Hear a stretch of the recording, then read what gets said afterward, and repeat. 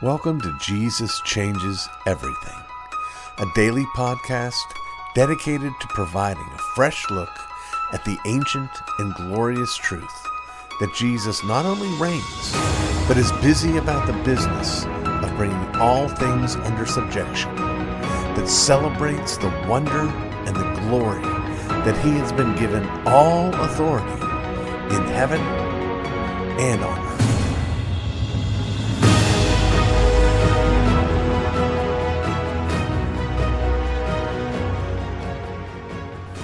It's Tuesday, and that means it's time once again for an ism. And today's ism may seem to come out of left field to some of you. I'd like to speak briefly today about Patripassianism. Patripassianism. This is an ancient heresy that has reappeared in recent days, and we'll break down how that came to be. It is deeply related to Sabellianism or modalism. And this is the view that denies the Trinity, that God is three persons in one essence, and instead argues that God is one person who appears in three different modes. The simple, perhaps overly simplistic, but the simple illustration of this from those who hold to it is that God is like an actor with three different masks. Sometimes he appears as the Father, sometimes he appears as the Son, sometimes he appears as the Spirit. And there are any number of biblical challenges and difficulties with this, chief among them being the baptism of Jesus, where we have Jesus being baptized, the Spirit descending upon him, and the Father speaking from heaven. That's a lot of quick changes for one actor to go through in one scene. But there's also historical responses to this, creedal responses to this. Some of the fathers of the church have dealt with this particular error, including Origen and Tertullian and Chrysostom.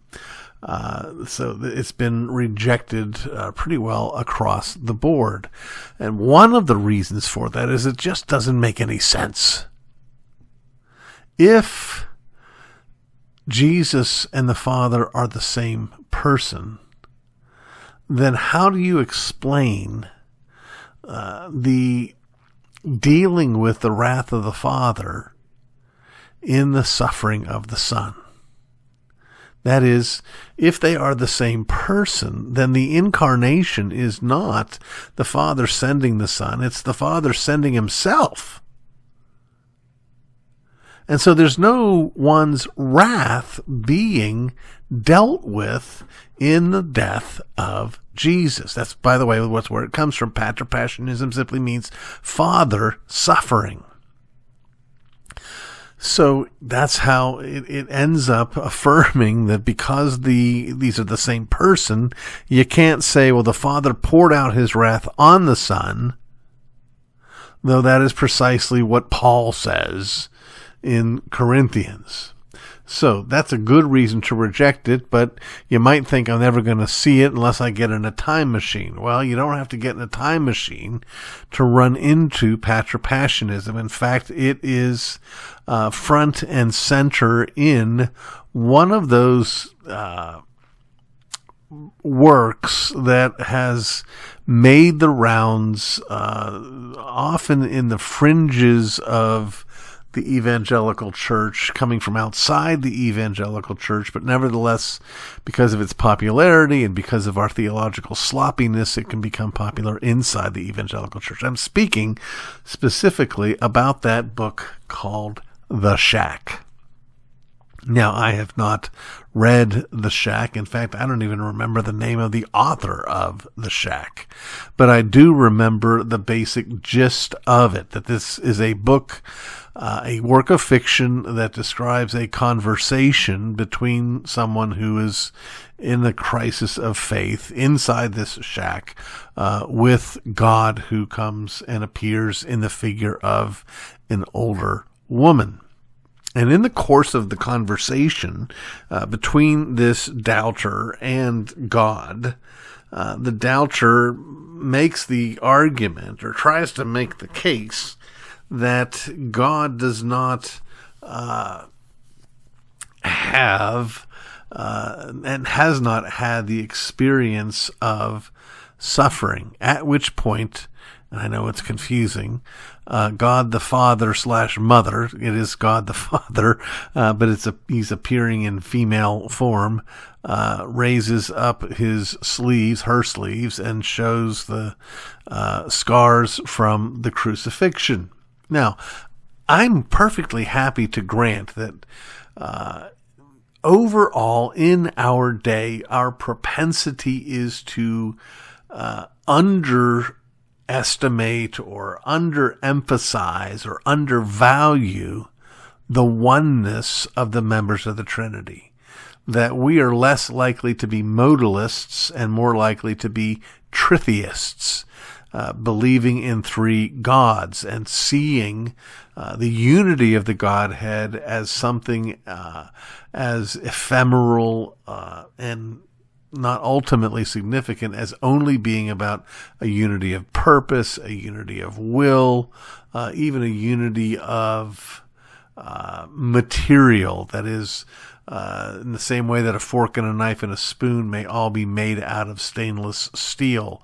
So God the Father, God the Son, God the Holy Spirit are all made out of Godness, and they all have the same goals, and therefore that's the unity. Well, that's all true, that is part of the unity, but the greater part is a much more deep, intimate unity that is profoundly mysterious. But in that unity, it doesn't change the fact that they are three different persons, and that the Father did send the Son, and that the Father did pour out his wrath on the Son. It pleased the Father to inflict this pain on the Son. This is why the Son cries out, "Why have you forsaken me?" Under Patripassianism, if this is one person, who in the world is Jesus talking to on the cross?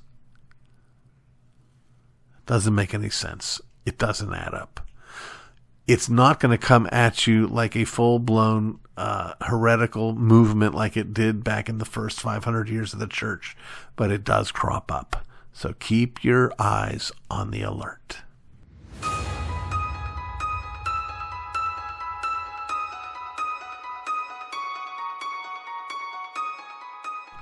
We come now to question number 63 of the Westminster Shorter Catechism, and you may be happy to learn that we're finally going to give the fourth commandment a little bit of a rest, pun intended.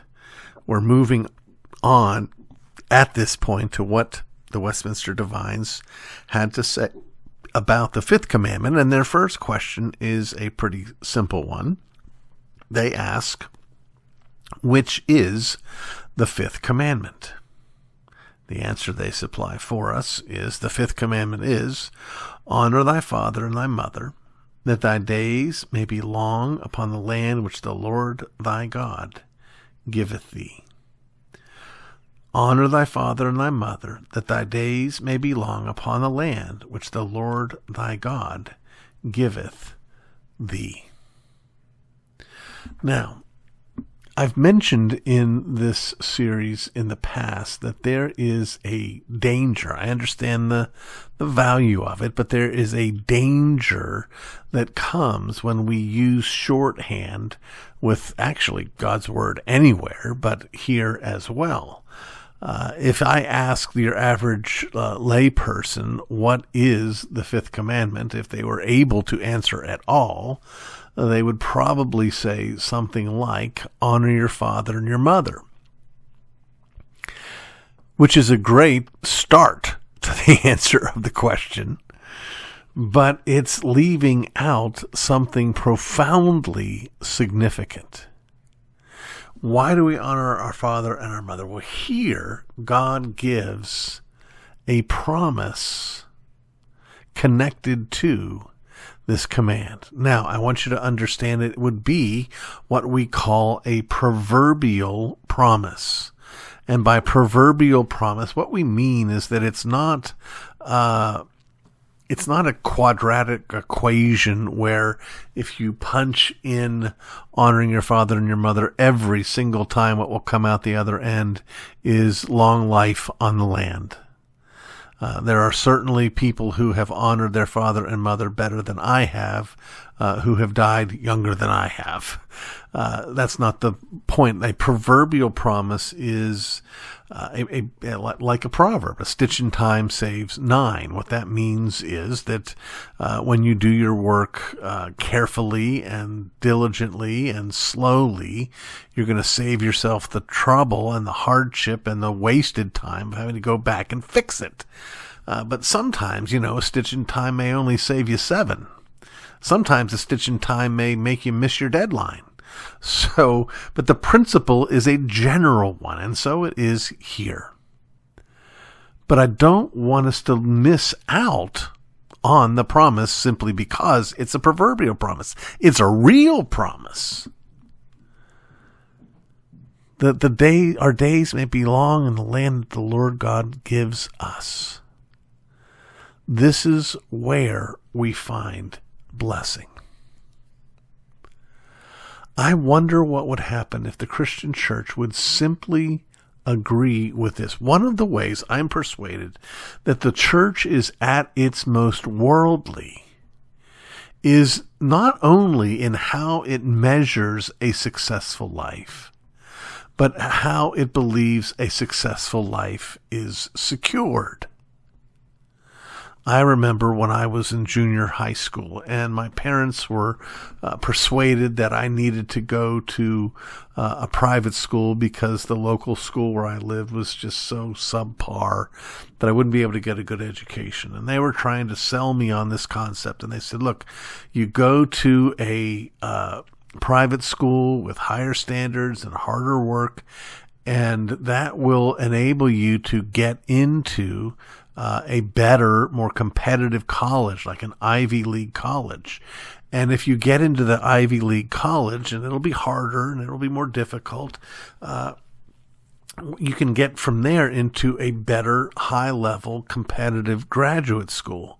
And from there, you can get into a more competitive job situation where you'll be able to make more money so that you can give your kids a better education so that they can go to the better college, so they can go to the better grad school and get a better job. Yeah. I call that hell's hamster wheel. But that's what we think. We think as we raise our children, we want them to become believers, absolutely, and we teach them the things of God, and we send them to youth group and to church. But in terms of their lives, we think that the way that we will bless them is if we put them in a position where they can acquire a set of skills that will make them in demand in the marketplace.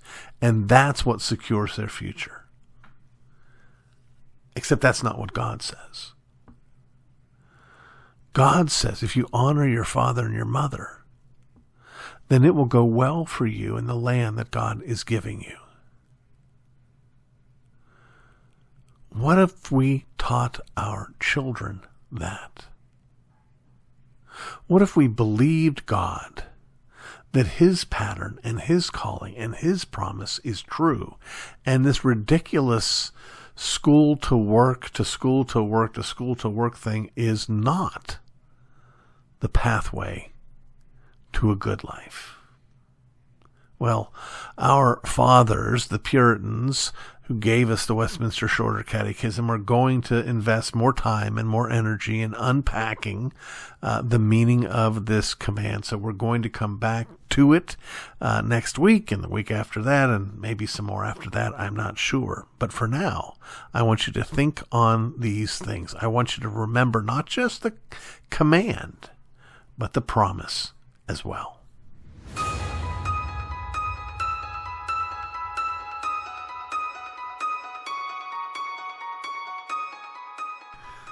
I think it's about time that we stop building megachurches and start worshiping with our neighbors. There is a revealing paradox about large crowds. The bigger the crowd we find ourselves in, the more anonymous we become.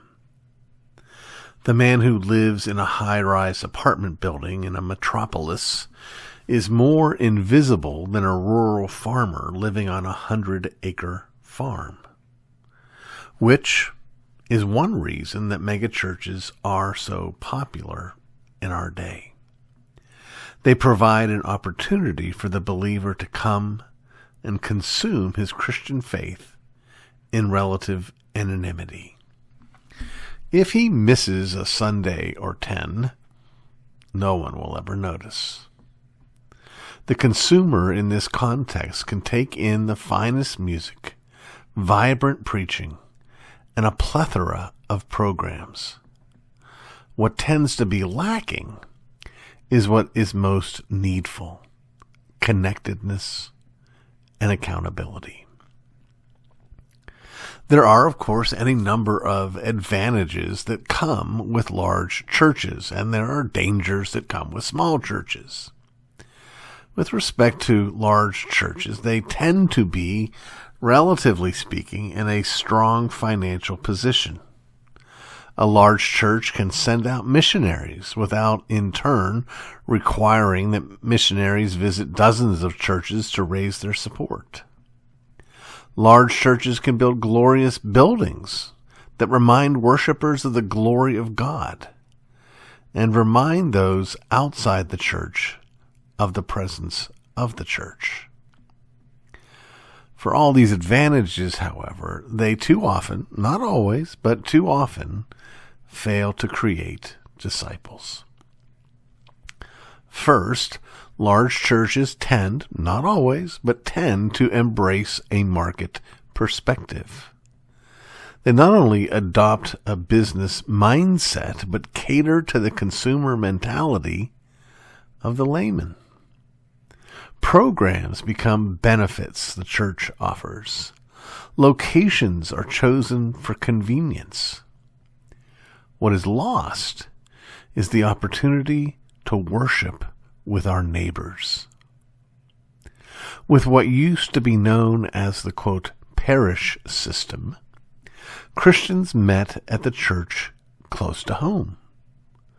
Before the advent of the automobile and the interstate system, we worshiped near where we lived, which meant, in turn, that we worshiped with our neighbors. Second, large churches tend to separate our Sunday lives from the rest of our lives. We have one group of friends that we see during the work week and a different group that we mingle with on the Lord's Day. With a parish system, we worship with the people we see during the rest of the week. When there is but one circle of friends, it is all the more difficult to separate our faith from our lives. Third, large churches tend to institutionalize ministry. This is the result both of the desire to create programs that will draw more people in and the efficiency needed in such large groups. When a family is in need, committee chairs must be notified to get the machinery running. With a parish system, however, neighbors are in a position to help one another. We do not sit down beside a stranger on Sunday morning and pray for people in the abstract. Instead, we sit beside the mom whose husband has been unfaithful, whose children play with our own children.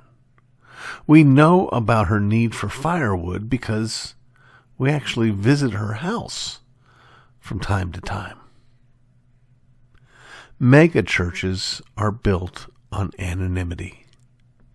Parish churches are built on community. The former encourages us to take, the latter to give. Megachurches tend to promote celebrity pastors. Parish churches tend to promote mutual service. With parish churches, we can actually one another with our neighbors, and our neighbors can one another with us. Now, please don't misunderstand. Please listen carefully. I am not saying that every big church has to have all these weaknesses or that every small church has all these blessings. I'm just talking about the dangers that tend to come alongside these different options. We should push back against both sides of error. Now, one last thing before we close, I want to remind you once again that we put out every day, 5 days a week, an Ask RC podcast. It's sent out exclusively on YouTube, though I do typically link to it every day on Facebook and Twitter. And I wanted to let you know that today we're answering the question, does God's absolute goodness mean that he will never ever do anything that might hurt us? Check it out. Ask RC on the RC Sproul Jr. channel on YouTube. You've been listening to the Jesus Changes Everything podcast, a production of Dunamis Fellowship, the teaching outreach of Dr. R.C. Sproul Jr. If you've enjoyed this podcast, we encourage you to subscribe, which you can do at all the usual outlets, to tell your friends, and to spread the word. To learn more about the work of Dunamis Fellowship, please visit rcsproulJR.com. And join us next time on Jesus Changes Everything.